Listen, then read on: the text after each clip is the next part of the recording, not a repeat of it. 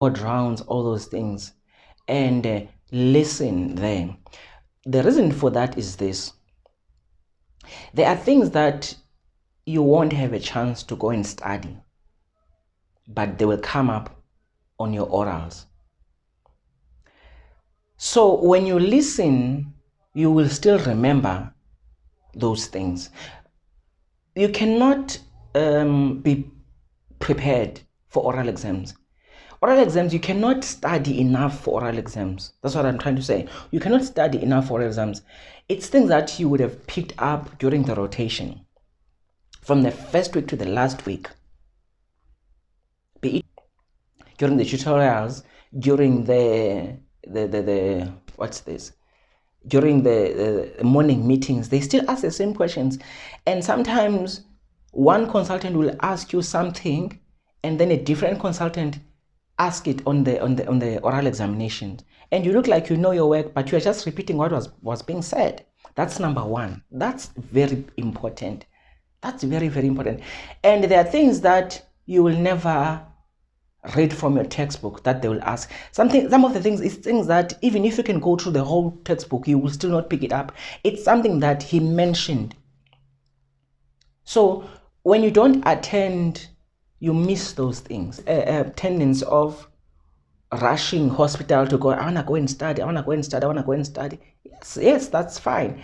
But you can go and study and still not do well, because there are things that you cannot pick up from a book, but you'll pick up during clinical discussions.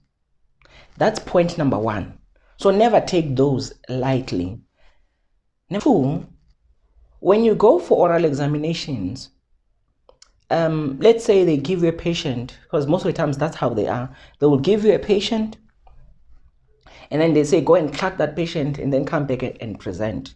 Maybe they will be sitting there, the four of them, or the three of them, or the two of them.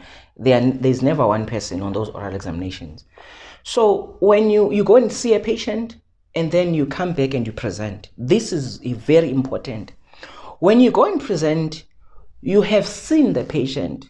You have seen the patient. So what you need to do is to report. You are giving them a report. So you are not gonna talk as if you are still taking the history. You are giving them a report. What do I mean by that? Let me give you a scenario. When I go and see the patient is a 35 years old female. And then she says to me, I came to the hospital because my eyes were yellow, and I was always scratching myself, and I only picked up that my eyes were yellow about a week ago. And also my urine, I saw that my urine was dark now, and also my stools were like white. I didn't understand. And also I also had pain here. This pain, it's constant pain that has been there, and yeah, that's why I'm in the hospital. So, and then you examine the patient, and then you come up with a diagnosis or differentials. When I go and present this patient to them, I'm going to say, I've just seen a 35-year-old female that came in on this day with signs and symptoms of obstructive jaundice. That's very important.